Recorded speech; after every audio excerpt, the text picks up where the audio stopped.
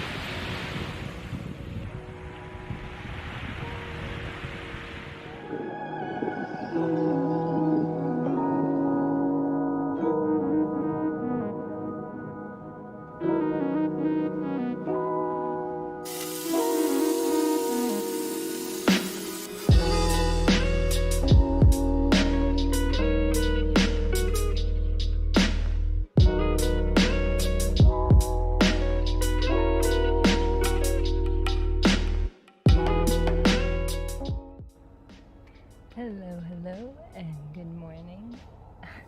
It is really nice and sunny today. It's only 10 o'clock in the morning, but it rained all afternoon yesterday. Oh my God! The tent is just coming in on me. The wind is so bad. I've just been sitting here like this for a while. So Brian just got up and got ready, made the bed in the tent, set up. I think our plan for today is to just hang out here in the tent. Brian's stretching, doing some morning yoga. That's cool. That worked out well.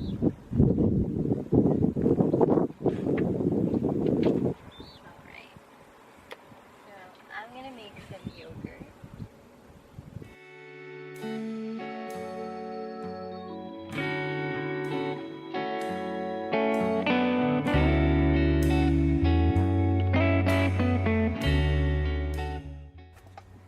Looking to steal some of his granola. All the chocolate So melted. I know, it's a river of chocolate. Be cautious. You can't keep chocolate in Utah. Not in July. Or in a clear plastic container. Yeah. That is always in the sun. I was in the tent this morning, I think that's why.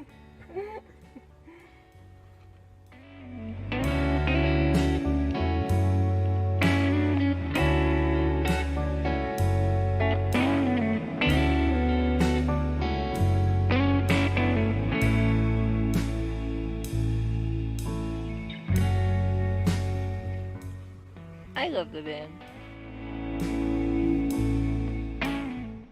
So, we are right outside Capitol Reef right now in a free dispersed camp spot. And we've been lucky so far at all the places we've stayed, but I'd say this is one of the best so far. Since we left New York, I've only set up my hammock once, and now we're all the way in Utah, and luckily enough, I was able to set up my hammock in one of these trees. And we're kind of like in the desert. Very few trees.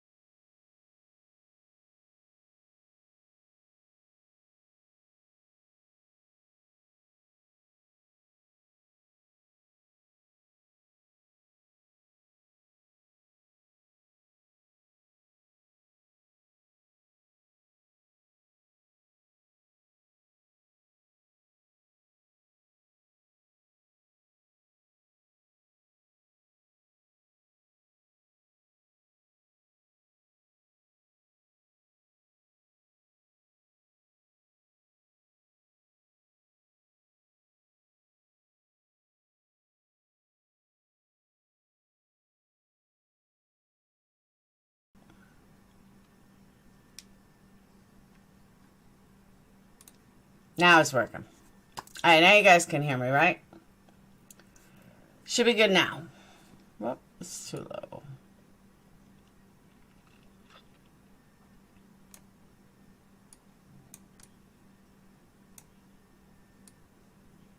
Alright, we good?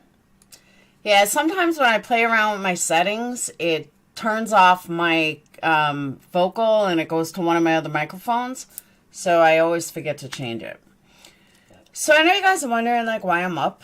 Well, let me tell you why I'm up. I couldn't sleep. I was thinking about a whole bunch of different things. I went out with Sage tonight. Went to go see her friend who just came home from the hospital. Me and the mom were asking them, like, exactly what happened in the car accident. And I turn around, I'm like, you know what? In order to solve a crime, you have to go back to the very beginning, or at least the beginning of what we have. So that's when I got home, I'm like, you know what? Maybe I should watch the video again to see if there's anything in the very beginning, because technically it is the very beginning. On the way home, I heard something, that I wanted to show you guys and I want to address because it only further proves how much Northport police have fucked this case up from jump. And it's interesting that even the experts that they're showing have completely different scenarios than the Northport Police Department.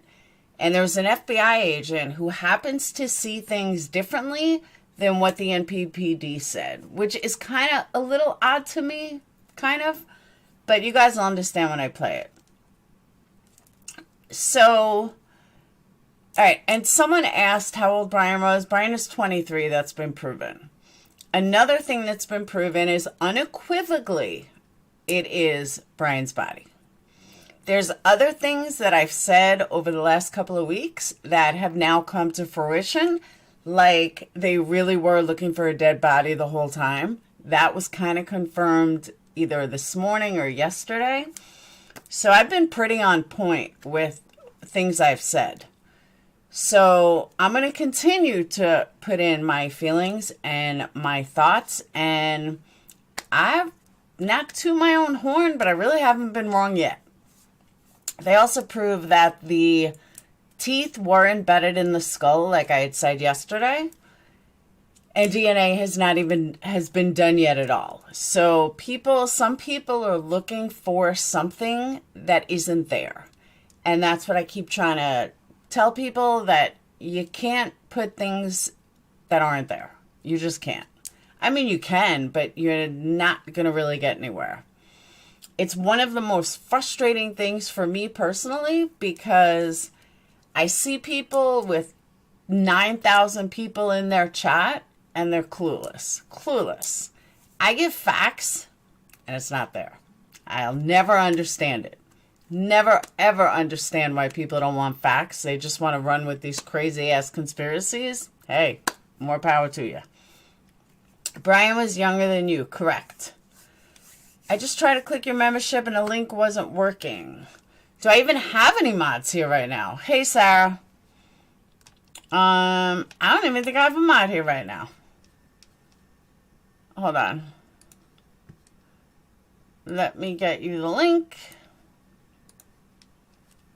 All my mods are sleeping. They went night-night.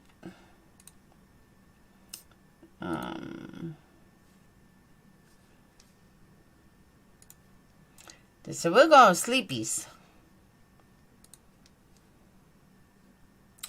Oh, they changed it. Alright. Membership link. Alright. I can't believe I still can't do super thanks. I suck. Alright. Here is the link for a membership. There you go. Hey, Zelda's Ghost. Alright. I just dropped it, Lindsay. So, and Kim, I cannot believe that happened. Hey, Ladybud, I cannot believe that happened to you. That's crazy. Crazy. I got it. It's probably won't even be a big crowd. I can't imagine it being that big this late. Case was followed publicly, like in real time, and I think that's why people have so many questions. And there's nothing wrong with questions as long as it's logical. Like, for example, Lucy, I'll give you an example. I'll give you a perfect example. Your daughter asked me yesterday if it's true that the Laundries and the Petitos have the same attorney. Where she even came up with that, I have no idea.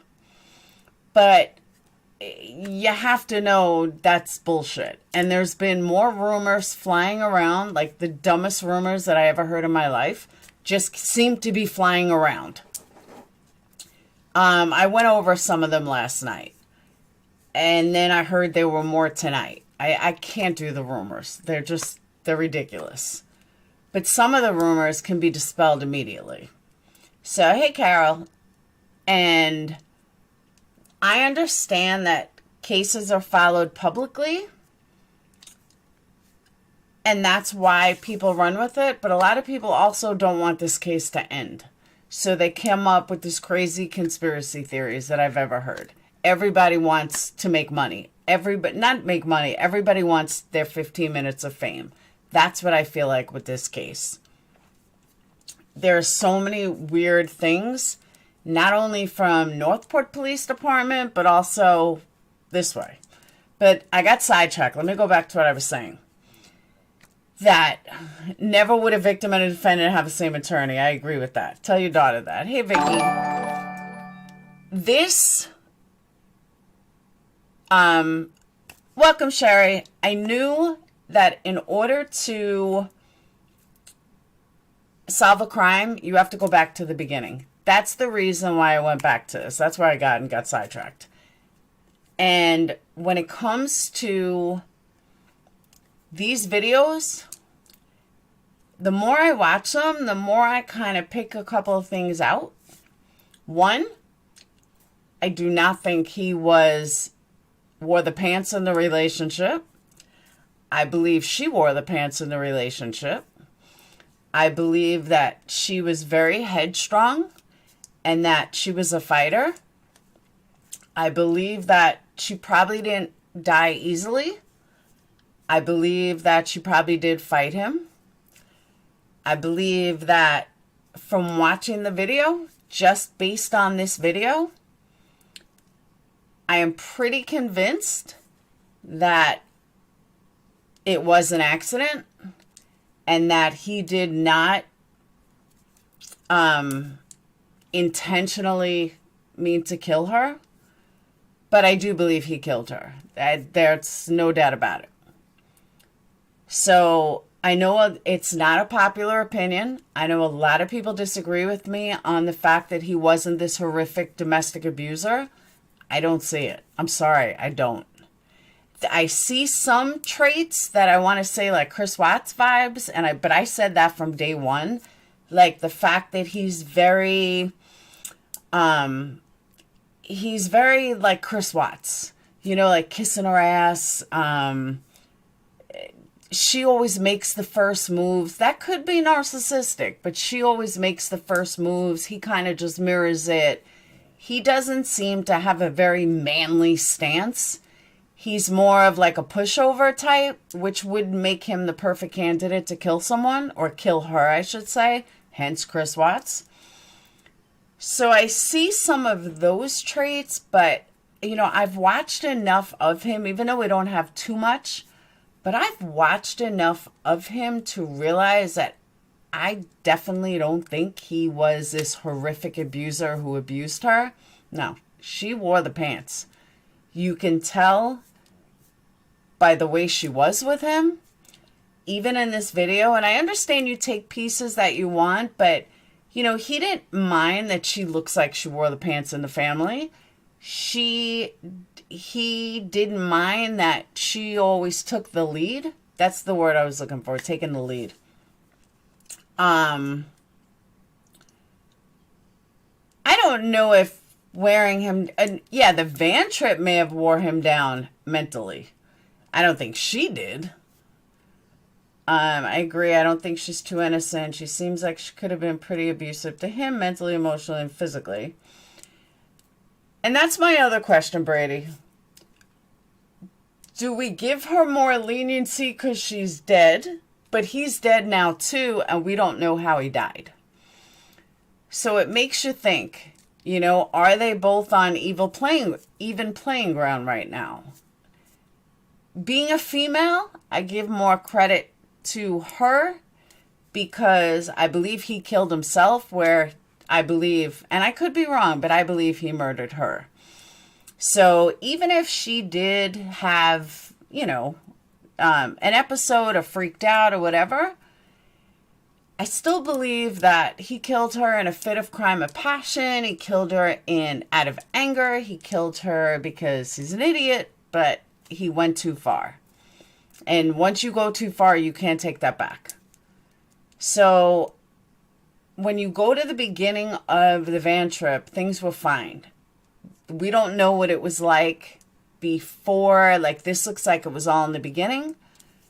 We don't know when the last post was in this video. This could have been the first couple of days that they were gone. We don't know. So, which makes her the victim, exactly. I was very impulsive, especially when I was angry. I was abusive in relationships. And luckily, I have heard, and me too, Tracy. He killed her because he's an idiot. Well, no, I'm just saying he killed her because he took things too far. Come on, give me some slack. It's 1:30 in the morning. He took things too far. But I don't believe he did it in a fit because he was such a domestic abuser. I believe he did it in the heat of a moment and just couldn't stop. We've all been there. We've all gotten to that point. We just may not have our hands around somebody's neck when we got to that point. But we have all got to that point. Whether it be you punch a wall, some people kick a dog. I know it's only an expression, but I'm just saying. Some people beat their kids. But you punch a bed, you go for a walk, you do something. But we've all gotten to that point where we're like, oh my God, if I didn't walk away, I was going to kill him. I was going to stop. I was going to do this. I was going to do that. Whatever. I absolutely believe it was a crime of passion. 150%.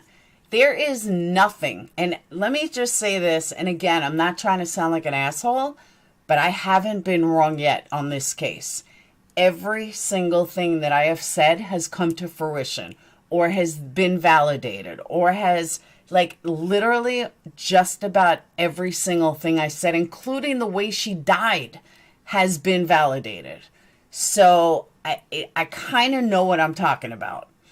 And that's why, unless I see definitive proof otherwise, because I don't see it. I see everyone in everyone's head about what a horrible person he was and everything else. Yeah, ultimately he killed her. But nothing, and without hard proof, nothing is going to make me think that he was this horrific abuser more than it was in the heat of passion. It was in the heat of the moment. I'm not denying that he killed her, but in the heat of the moment or something. How many days would you leave your home to grieve your son? What do you mean? Could be gone a month. It depends where I was. I can assure you that Roberta and Chris are not hanging out in Disneyland. They probably have property in Orlando and went there so they can be alone without the news covers. Why all these rumors started that, he does have a lot of property. He does have multiple properties around Florida. So most likely they went to the family, they went away and, went somewhere until all the news people were gone. They left for a day. How do you know they were grieving? Maybe they went to a funeral home. Maybe they went somewhere to set up arrangement. Maybe they went to a caterer or something. Where'd they go? You're saying they'd gone for a day, but obviously they didn't leave to mourn their son. They can do that at home. We don't know where they went. They're already back home, though. Okay, we don't know where they went, though. Like I said, maybe they went to, I heard they had another house. Maybe they just went for a ride. Maybe they wanted to be alone and they were crying and they decided to go for a ride. They're not answerable to anybody at this point when it comes to how they grieve. They're just not. Again, people in the public have to remember that the Laundries don't owe the public a goddamn thing. The public wants the Laundries to give us answers, including myself. But at the end of the day, they don't owe us anything. They don't have to talk to us. We can pick them apart all day long, but that's not going to change anything. They're still going to hang out and do what they got to do and live their life. And maybe they had to go pick up money from somebody. Maybe they had to go to the dry cleaners. Who knows? But I think, but we know Bertolino lies. We've already caught him in 1,000 lies. See, that's the thing. You guys, you can't pick and choose which things you believe are the truth out of somebody. We know Bertolino's a liar. So most major things he says is probably going to be a lie. We know NPPD is fucked up. So most things they come out with are going to have discrepancies. We know Brian Enton, and I'm using him as an example for the other side, we know Brian Enton has not been caught in a lie yet, nor has he, and same thing with JB or, News Now or FLA, whatever. They haven't been caught in a lie yet. They haven't lied to us. They have told us news after they have verified it themselves. Brian Enton has verified stuff himself. So you know what? Brian Enton is someone I'm going to believe. And I'm not going to question the things he tells me because I know it's been cross-checked 5 times before he brings it to Twitter. So you can't, just because Bertolino says it doesn't make it true. Because I tend to believe Bertolino probably lied because he's not going to say, hey, they went here or they went there. So in order to get news reporters not to follow them, they're left to grieve. That's why. I hope that came out right. You may not, but a lot of people expect one and want one. The police definitely screwed up, but trust me, he's dead. I'm going to play a video now that kind of confirms that. But there's a couple things in it that caught my ear, and I was like, I don't know about that. So let me pull it up, though. Hold on. You would think I would have it prepared.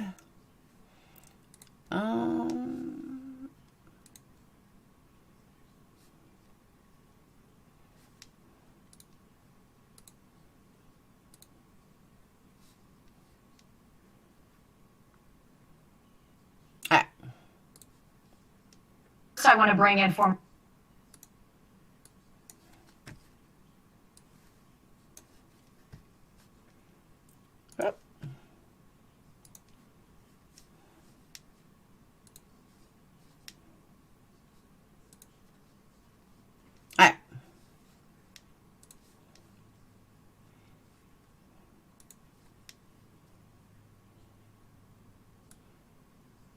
He's dead as Elvis. No doubt about it.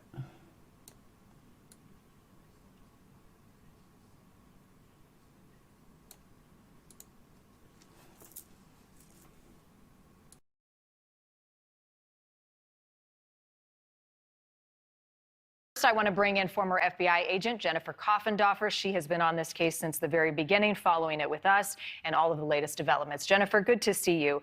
A lot has been made of the fact that Brian Laundrie was able to somehow slip through the cracks with law enforcement nearby. I want to play a part of my interview with the chief of police from Northport, Todd Garrison, on September 16th, when I asked him if they knew where Brian was, and then we'll talk about it.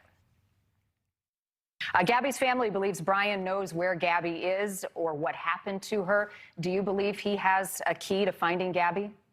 Absolutely. Like I said, 2 people went on a trip, 1 returned. That one that returned is not talking, and he has all the information I believe that we're looking for. Where is Brian tonight? We know where Brian's at, but I'm not going to say what location he's at. Again, that was on September 16th. So, Jennifer, now police are saying they missed. Okay. I should use the whiteboard, but this is important because they said they knew where he was on the 16th. Okay. This is why this is important. Here they said they knew where he was on the 16th.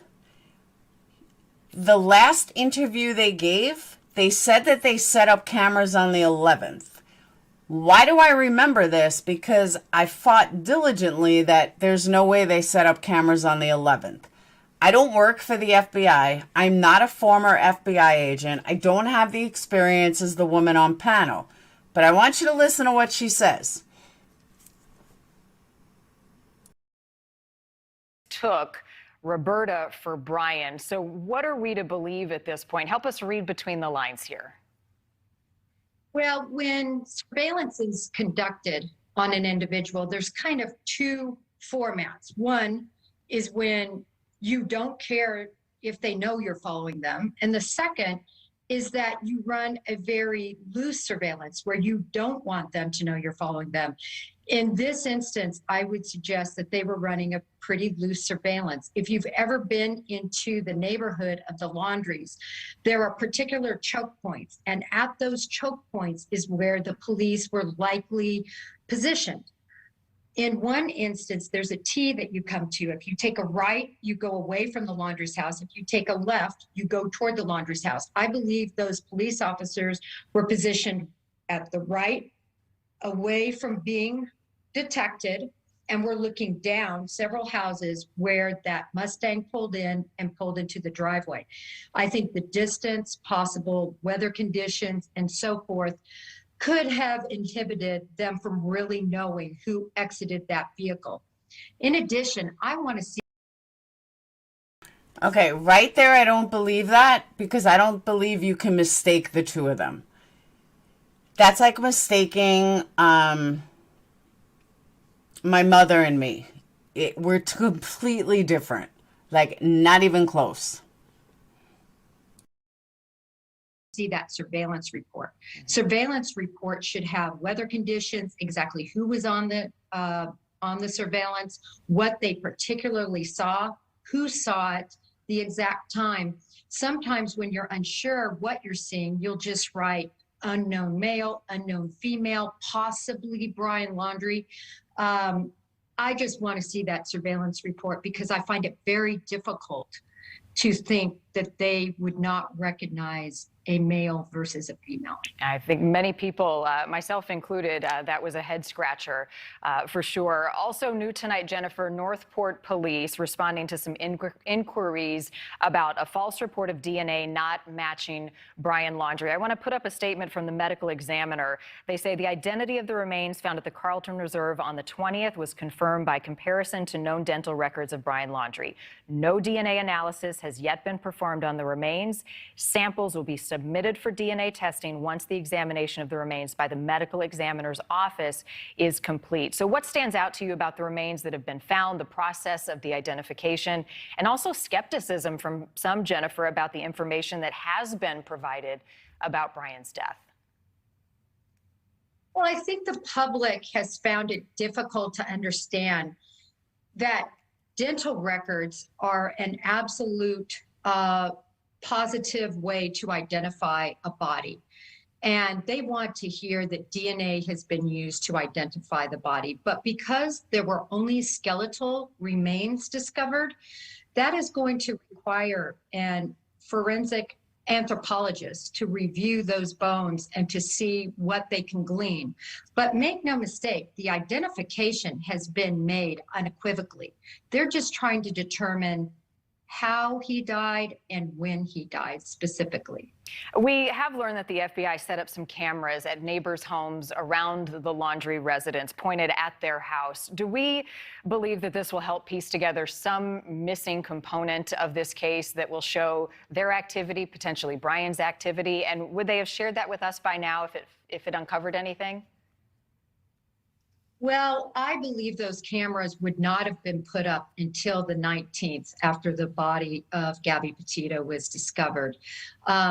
We have very sophisticated items that we can use technologically to keep people under surveillance, but you have to have probable cause and you have to have different proofs that are required to install these cameras. We can't just be putting cameras and That right there is the reason I said that there's no way they put them in on the 11th. They had no reason to put them on the 11th. You have to have just like I said yesterday, you have to have special reason to put cameras in. They can't just say, all right, we're going to put cameras in but we're not even going to question you. It's exactly what I said yesterday.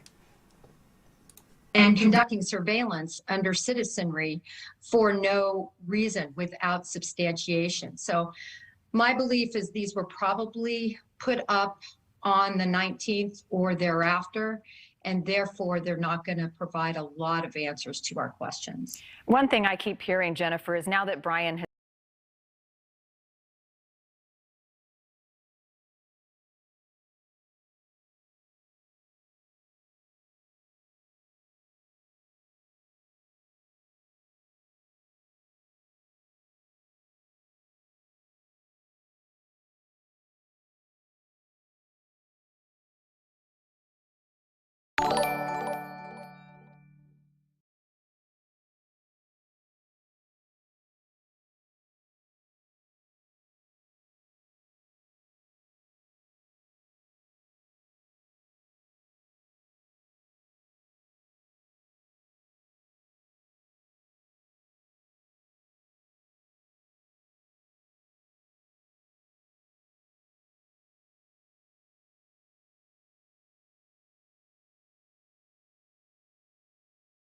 has been found dead. Where does the investigation go from here? Does it? All right, you didn't hear that. What I was saying is that I absolutely agree with her that they went in on the 19th, but there's just no way that they went in on the 11th, like the Northport police has stated.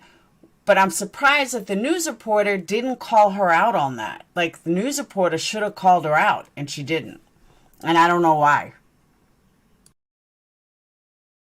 Drop down on the priority list?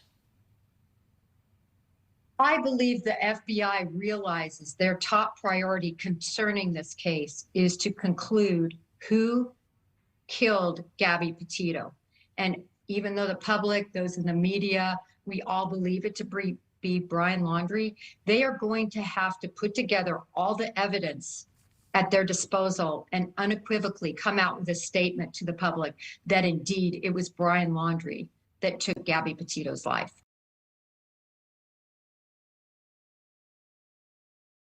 Okay, here's my other question.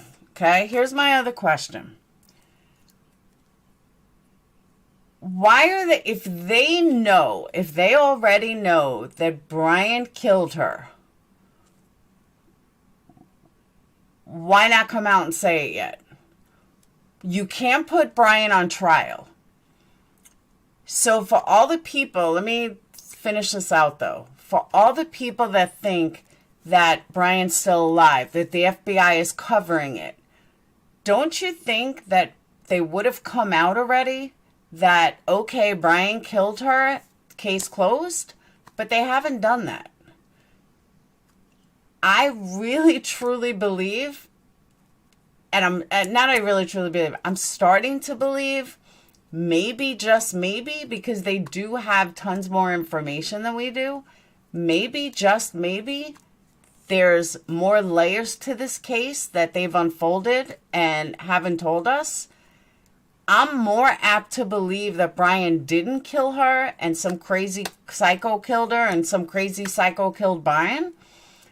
I think I'm more apt to believe that theory, even though I don't, but I would be more, that to me makes more sense than Brian is still alive. So it's one thing I don't get, Sissy. Why not just come out and say it? Why not just come out and say Brian killed her? You know, it's manual strangulation. You have fingerprints, you have DNA, you have something. So this is where Joe creeps in my mind, and I think about what he said. And you have the fingerprints. You have manual strangulation. You have Brian's DNA. Why can't you connect it? And if you can connect it, why not come out and say it? Why lie about all the surveillance? Why lie about everything that went on with Northport Police? What's their reasoning for lying about it? These are the questions that keep me up at night. Why are they lying? Why don't they tell the truth? You know what I'm saying? It's something that keeps replaying over and over. And then I hear Joe in the back of my mind. He refused to speak to police. They can't force someone in for questioning or arrest someone without a warrant, which he didn't have at the time. And I agree with that, Nellie. But what I'm saying is the mistake they made is because they lie. They say they had cameras up on the 11th. I don't believe that. I don't believe they had surveillance then. What I do believe is that he killed her. He came home. He freaked out. He went to the thing and he shot himself.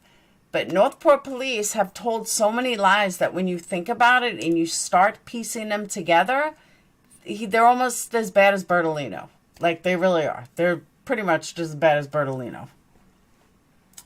There may not be fingerprints from the strangulation on a body.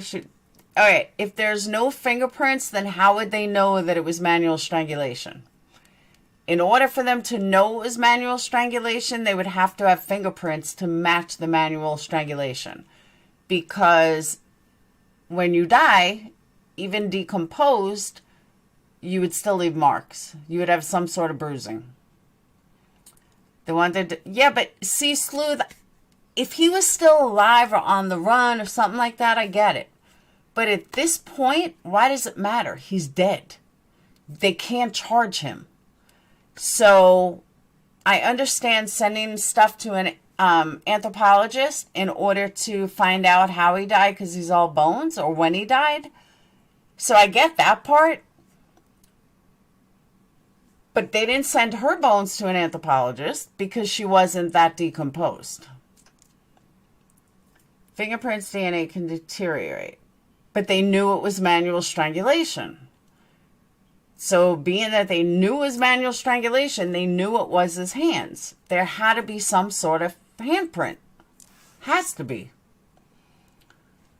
Cells that could be present on a neck after manual strangulation would likely not be on her neck after that much decomposition. Yeah, but don't forget, it wasn't that hot. Yeah, but her hyoid bone was broken, but that doesn't mean that that was done by a hand. That could have been done by anything. Why weren't his charges upgraded from fraud to homicide? It's exactly right.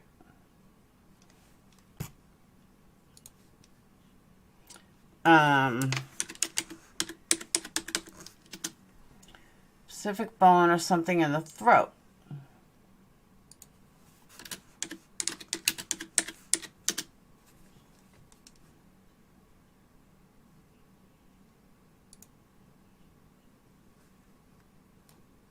Oh.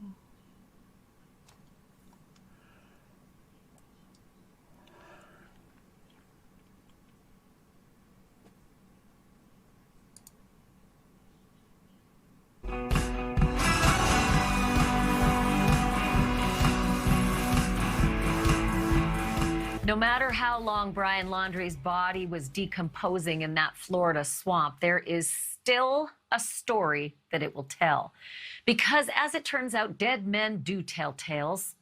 It just takes a brilliant woman like Dr. Kathy Reichs to sort through the bones they leave behind and discover the forensic stories that are buried within. Dr. Reichs is the forensic anthropologist who inspired the hit TV show Bones. She wrote a series of novels about a forensic super savant named Temperance Brennan. And she's just released a brand new one, too, called The Bone Code. So man, oh man, is she ever perfect for this. Dr. Reichs, thanks so much for being here. I keep thinking, with just some skeletal remains, and we don't even know how many, is there a chance that we will never find out how Brian Laundrie died? Absolutely. There are one of the things that the anthropologists will look at is manner of death. They will look for any evidence of sharp instrument trauma. And I'm only talking hypothetically because I didn't work on this case, but I've worked on many similar to it. But they will be looking for sharp instrument trauma, stabbing, slashing. They will be looking for blunt instrument trauma. They will be looking, of course, for gunshot trauma. And those, of course, are going to give you some information about manner of death. There are many types of death that don't leave anything in the bones. Poisoning is not going to leave anything in the bones unless it's very long term and, you know, like arsenic or something. If you're gut stabbed and you just bleed out, that's not, if it doesn't touch a bone, then you're not going to derive anything from the skeleton. See, that's the big question, I think, because, look, if he shot himself, the gun can't walk off on its own. A dead body usually has a gun within falling distance. And that left me to think, well, if he hanged himself, then the cord would be around the top of the spine. And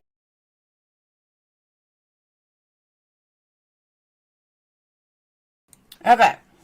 So everybody thinks that she was so badly decomposed. No. The weather in Wyoming is between 46 and 66 during that time. So she wasn't as decomposed as people think she was. You know, it wasn't like she was in the hot sun. I mean, she was in the hot sun, but I don't think she was bones at all. And that made me think, okay, well, what if he took pills or cut his wrists? You wouldn't necessarily see evidence of either. You mentioned the pills. You might not see evidence of that in the wrists either, right? You might see evidence in the wrists. I have seen where you have very hairline cuts from if there's a very sharp knife. That can get all the way down to the bone. So you could see evidence of that. Canine rescue, let me tell you. Any other case, I might say yes.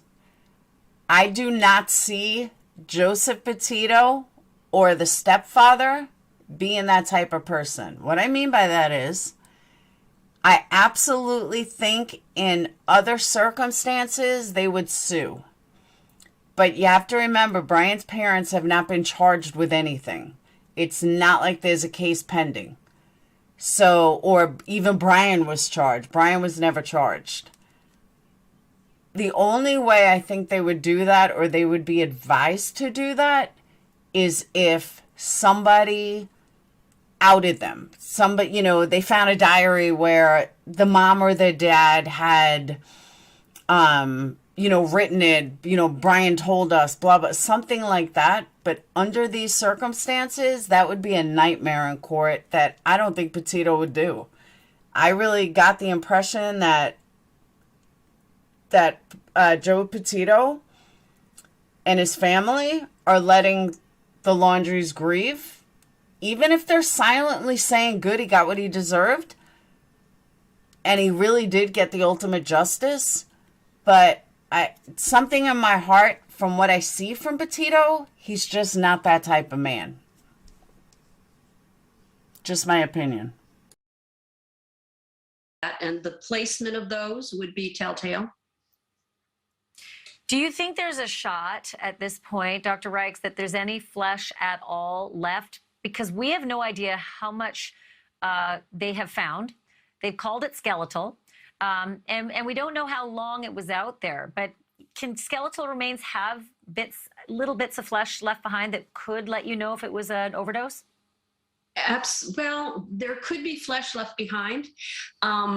It could be, the body could go in one of two directions. One would be mummification, where you lay out a long time, but usually that's going to be in a dry environment. Or it's going to go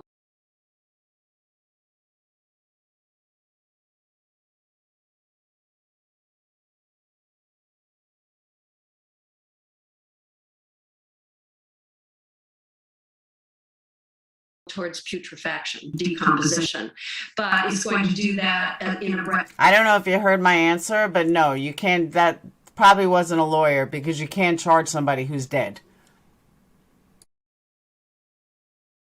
Gradual progression, so that there may be, especially ligamentous, the tough things that hold the bones together at the joints, the ligamentous tissue, you may find bits of that still clinging. Elle, I wondered the exact same thing. Why, if they couldn't find an answer, why not just go right over to them? Why not go knock on their door? I never understood that either.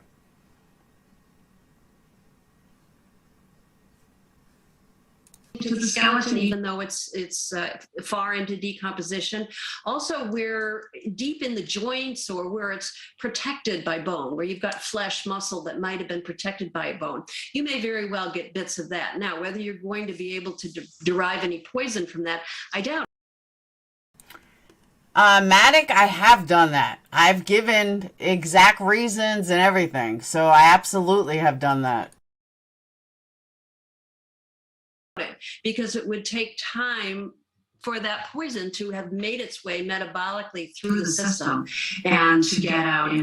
And you are correct. They die an innocent man according to the law. But he wasn't innocent. He may be innocent of murder, but he wasn't innocent of fraud and money. I was going to say laundering. Money, stealing money.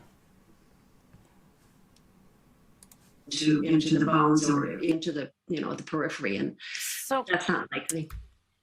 Last question, Dr. Reichs, and that is this. Again, we don't know how many parts of Brian's skeleton they found, but most people have been talking about gators and wild boars. Not many people have been talking about the vultures, and you've got a little sort of secret about that. Well, yeah, I mean, birds are one of your biggest, any animal will scavenge anything. Rodents, your dog, your cat, bears, as you say, vultures, anything is going to scavenge.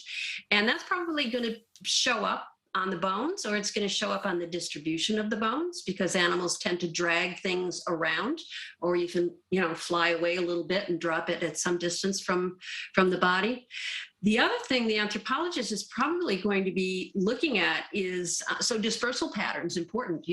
Was the skeleton just lying there as a complete skeleton, or was it, I would suspect, distributed somewhat from the primary location? And the other thing they're going to be looking at is what we call post-mortem interval time. Can we nail down, can that anthropologist, that team, nail down time since death? When was the time of death? Not to within hours or anything like that, but by looking at the state of decomposition and knowing the environmental conditions.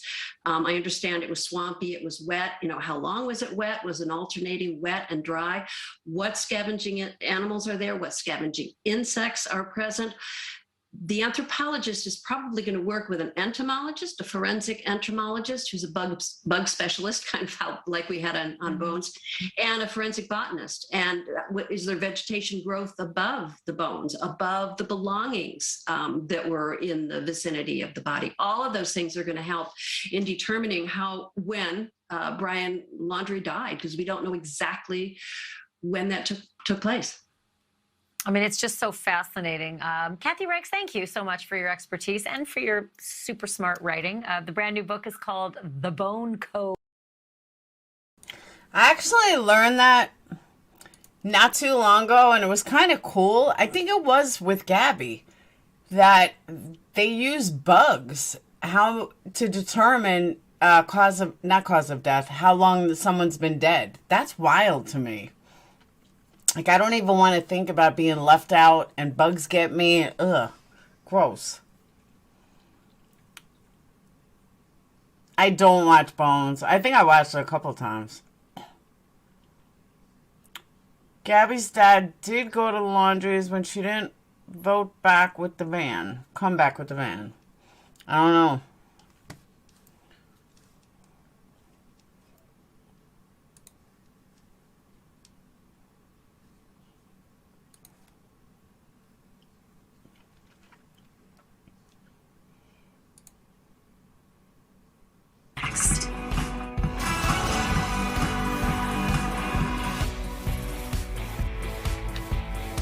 Welcome to Banfield. The final chapter in the Brian Laundrie investigation is still being written, and much of the content is going to come from the evidence that's discovered in the Florida Nature Reserve, where Brian Laundrie's decomposed body was found. So far, the initial autopsy results are inconclusive. That means they don't know how he died or what eventually actually killed him. And the forensic anthropologist tasked with that job may not be able to find out either. The attorney for Brian's parents, Stephen Bertolino, tells us that when the examination is over, Brian's remains will be cremated. He added there will be no funeral. But that's really all his parents are saying, because Chris and Roberta Laundrie have left their Northport home for an unknown location to reportedly grieve privately. I'm joined by Brian Enton, who is live with us now in Florida. So, Brian, where are the Laundries? That's a good question, Ashley. We don't know. What I can tell you is over the weekend, Chris Laundrie came outside the house and put these no trespassing signs in the front yard. The minute I saw him doing that, I thought to myself, I think he might be planning to leave. And that's exactly what happened yesterday morning around 9 a.m. He put some boxes into the truck ahead of time. Roberta had a backpack. They got into the red truck and they left. The only thing Steve Bertolino, the Laundrie's attorney, will tell us is that they are somewhere in Florida right now grieving the loss of their son. I think a lot of people were really wondering after the news, broke that he was indeed dead, that they'd identified those remains as his, if people would just sort of back away and leave the little yellow bungalow alone. But he saw the need to put up the no trespassing signs. Why is that? Well, there have still been people in the area visiting the house, shouting. Some new signs have gone up. It hasn't really quieted down much on the street, at least over the weekend and on Friday. Today we were in Northport. It was definitely quieter. I think people realized that the laundries were now gone, so there was really no point for them to be outside the house. But overall, I would say the developments at the end of last week really did not tone things down outside the laundry house. So are you surprised at the announcement that there will be no funeral for Brian Laundrie, or is that even true? Maybe there will be one. It just won't involve any publicity. Yeah, it's possible that Bertolino is just telling us no funeral and they might have a small memorial service. He said that Brian will be cremated. We know that, all that's left of his remains right now, it's skeletal remains. No, it didn't really surprise me, Ashley, just because, they have such a hard time even leaving their house without people getting upset that I think it would be difficult for them, obviously, to have a funeral. And perhaps that's sort of what they're doing right now somewhere, gathering as a family and, having that moment right now. Yeah. So here's something that I found astounding. I know that people are talking about a TikToker who found a water bottle in the reserve and has turned it over to the police, and that the TikToker has matched it with the water bottle found in Gabby's truck in the van.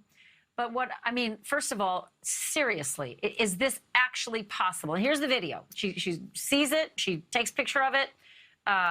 It's a pretty unique little pattern. All right, I'm going to say this. It is total bullshit.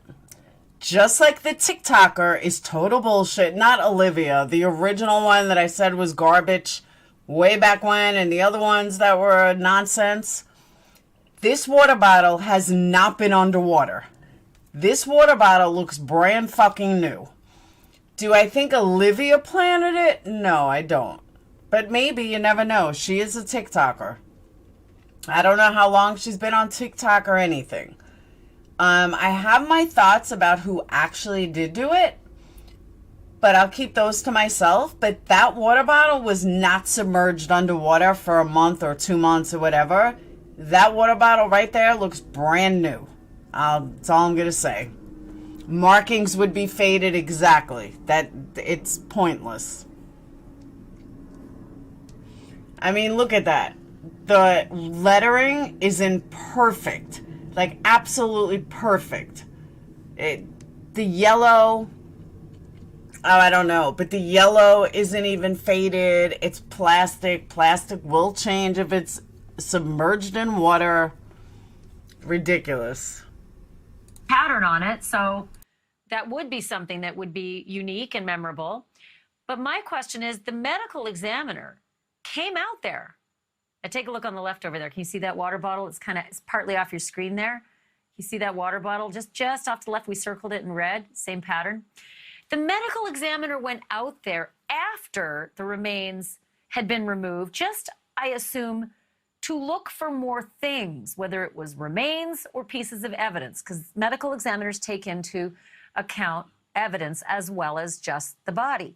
How on earth could anyone have missed this if the TikToker found it? Well, nothing really surprises me, obviously, with this case anymore, Ashley. And it wasn't just the medical examiner. We were out there. They were doing a grid search of that area. They had put crime scene tape up all around near where the remains were. Stretching out hundreds and hundreds of feet. And they told us they were searching that area for any kind. No, the bottle in the van wasn't submerged underwater, though. If his body and everything was submerged underwater like they're saying it was, then that water bottle would have been submerged underwater too for at least a month. So that's why I don't think that's correct. Kind of evidence, not just Brian Laundrie's remains, but anything. And I spoke to that TikToker. Her name is Olivia, and she says that water bottle was not far from the remains, maybe 100 feet or so.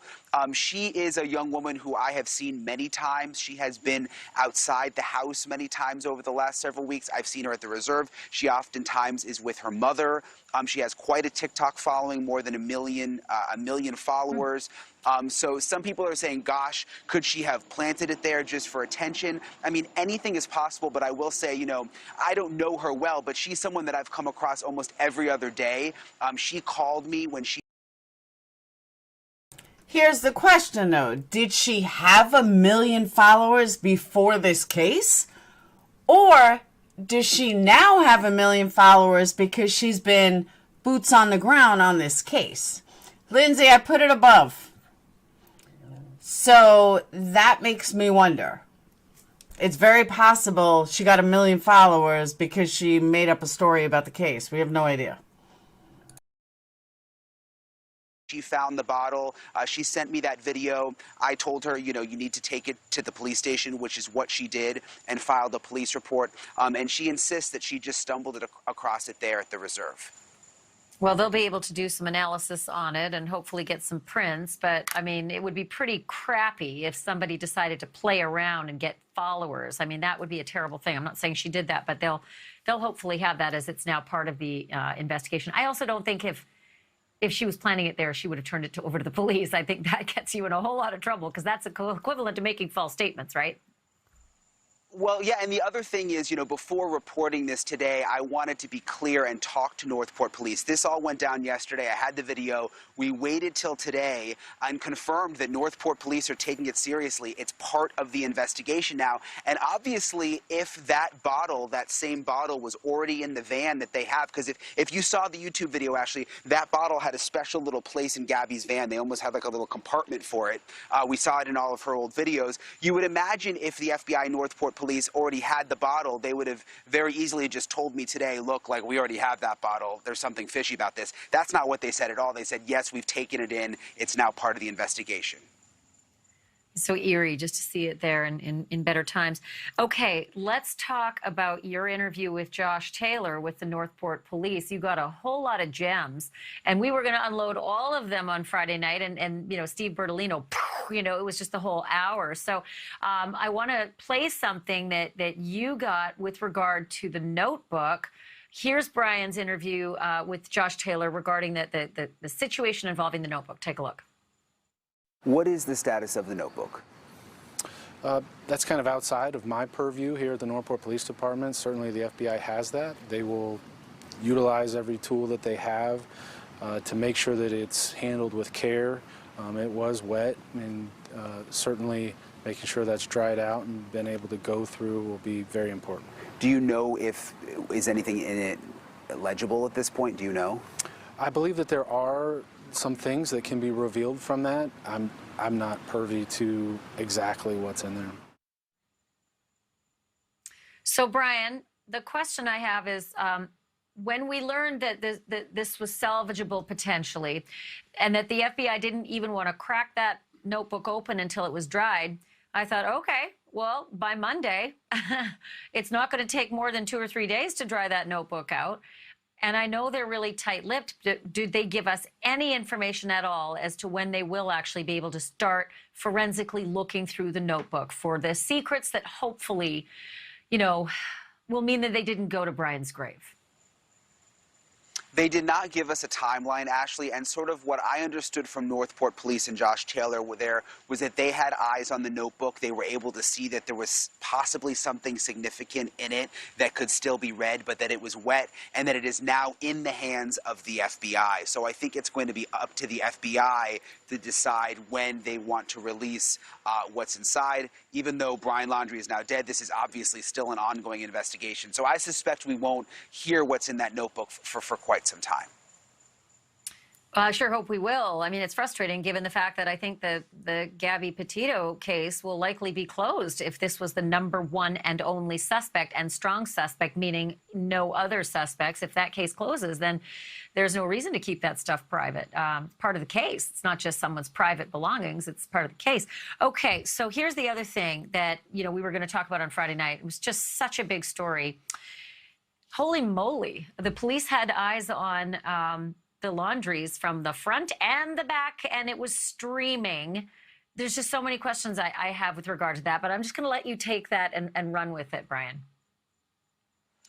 Yeah, so we discovered pretty early on, Ashley, that they had these hidden cameras around the laundry house. I would say a week into us being in Northport, so like 5 weeks ago, I was talking to neighbors every day. They told me about the cameras. There was one behind the house that I think you have video of that was in a neighbor's backyard, pointed at the back of the laundry's house. There was another one in front of the house, actually hidden in someone's dumpster. It was kind of an interesting side note. When I first discovered one of the cameras, like I was getting up real close and looking at it, and they were live streaming them back to the police station. Almost immediately, the neighbor comes running out with the police on the phone saying, like, they see you, like they're telling you got to get out of the yard. So of course we did the right thing. We didn't tell anyone about these cameras until it was confirmed on Friday that Brian Laundrie was dead, and then we went public with the camera situation. Some of the cameras, Ashley, we're told were put up before they believed that Brian Laundrie went missing, which is a whole nother story. And then there were some that were put up, like the one in the backyard, after the police said that they no longer knew where Brian Laundrie was. Well, let's start with the one that's in the front yard that would have been trained on the silver Mustang, because that neighbor said it went up on the 12th and Brian didn't leave, according to everybody now, until the 13th. So the live stream of that silver Mustang backing out with Brian in it, taking him to the reserve where he would die, was being live streamed if the neighbor is telling us the right facts and dates. So I just want to play this soundbite if I can, because you put that to Josh Taylor. You know, you're much more articulate about it than I'm just mad about it. I'm mad that that was just missed. But here's your question and his answer about that moment. Take a look. Our intention was to keep an eye on Brian, and clearly him going out there, we missed him going out there. So he left in the Mustang and no one knew that he left in the Mustang? That's correct. I mean, isn't it, we've been outside the house. I mean, was there just no one sitting outside the house watching? I mean, did someone like fall asleep? Yeah. I mean, how do you, it's not like he snuck out the back if he left out in the front in the Mustang. Well, again, he wasn't. I completely agree with you, Del. Completely agree. The ridiculous assumptions, the stupid theories, ridiculous. So I'm right there with you on that. There's certain things you can do with surveillance and intelligence when you're at a certain point in an investigation, when there's certain charges, where there's these types of things. You know, it just, we weren't there at that point in the case. Okay, a couple of things there, Brian. I like that guy. He seems really nice. But on the 12th, if they put the camera there, they put the camera for a reason, because they suspected something. Number two, guy comes back to Florida with Gabby's van. Gabby's reported missing on the 11th. Gabby's not in van. Guy won't talk to police. Probable cause. Sorry, but that's probable cause. So they had every right to follow him. They had every right to follow that Mustang. They had a camera trained on it, so come on, there was a reason you wanted to see if that Mustang went anywhere or if anybody went out that front door. So I'm struggling with this one. And then you come to us today with something even more confounding, that when the Mustang came back a few days later, they thought that the person who got out was Brian, and it was not. Brian Enton, who was it? Yeah, so this even caught me off guard today. I had done that interview with Josh Taylor on Friday. I thought we'd sort of piece this together, and then he comes out with this today. Okay, follow me here. So you remember when the police chief said... Okay, here's my other issue, okay? This is a big issue for me. You have probable cause. I'm even going to pause this. You have probable cause to place surveillance cameras around somebody's house. You have probable cause to assume that you can follow him. But you don't have probable cause to bring him in for questioning. Nobody can make that make sense for me. Nobody.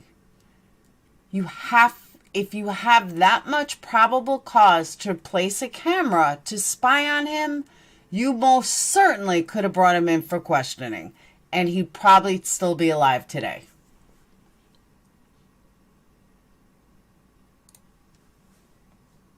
Said, we know where Brian Laundrie is, we have eyes on Brian, and that turned out not to be true. Well, we've obviously been grilling Josh Taylor in person and behind the scenes. Explain this to us. Why did the chief think that he knew where Brian Laundrie was, but he actually didn't? So today, Josh Taylor clarified it and said earlier that week, they saw the Mustang pull into the driveway on Wednesday of that week, that first week, and they saw someone get out with a ball cap on and go in the house, and they thought that was Brian Laundrie. Well, it turns out it was Roberta Laundrie. It was Brian's mom. They thought Roberta was Brian, so the officers doing the surveillance called up to the higher-ups and said, we saw Brian go into the house, we've got eyes on Brian, but now they've realized it was actually Roberta. If I did that, I'd get fired as a journalist, and the stakes, the stakes are pretty low with what we do when we watch people. But Roberta's in her maybe early 60s, late 50s. She wears like a flouncy thing a lot. She's kind of short. Brian's a tall, skinny, bald dude with a beard.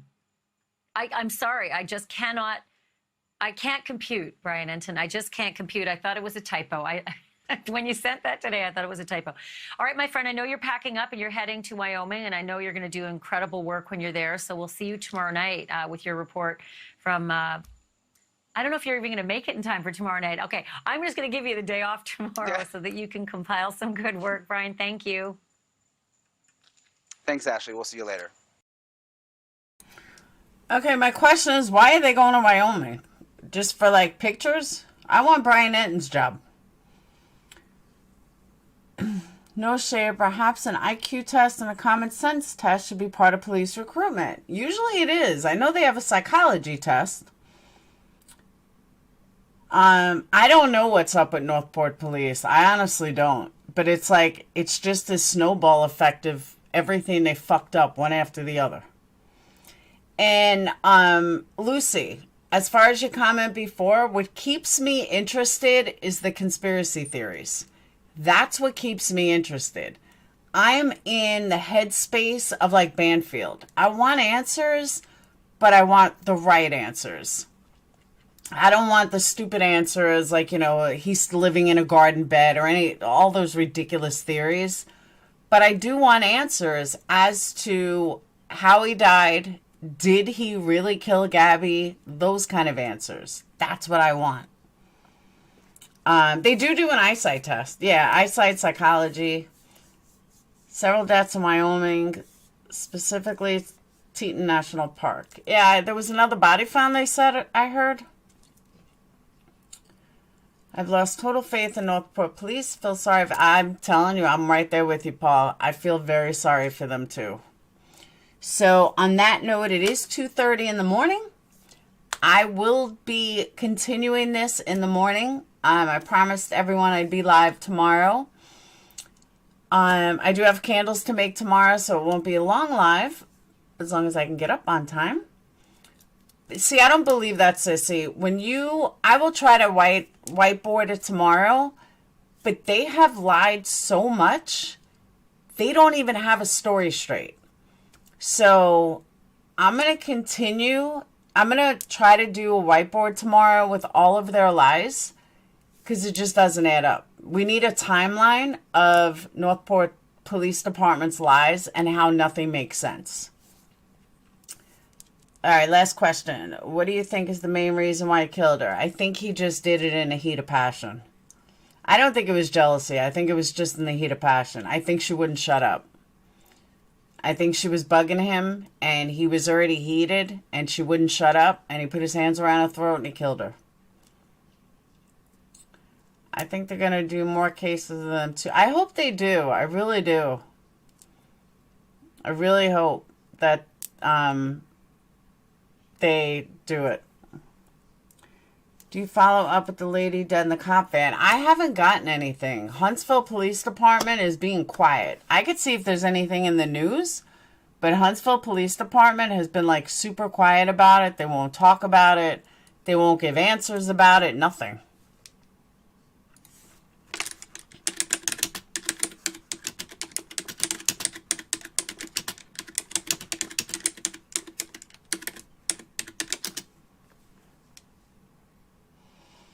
Nothing. They're being very hush-hush about it.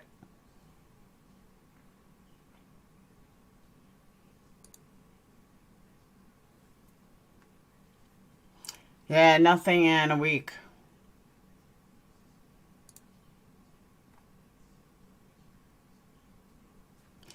But you know what trial I think starts? Hold on.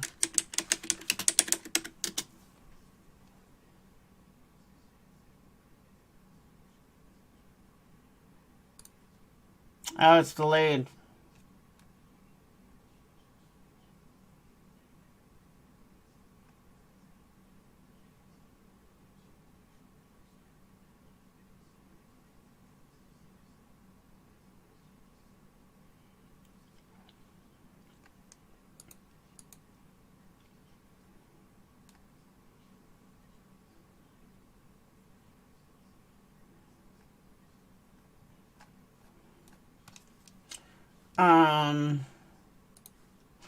I was looking up Mason Sisk because his trial was supposed to begin next month, but they put it off till 2022.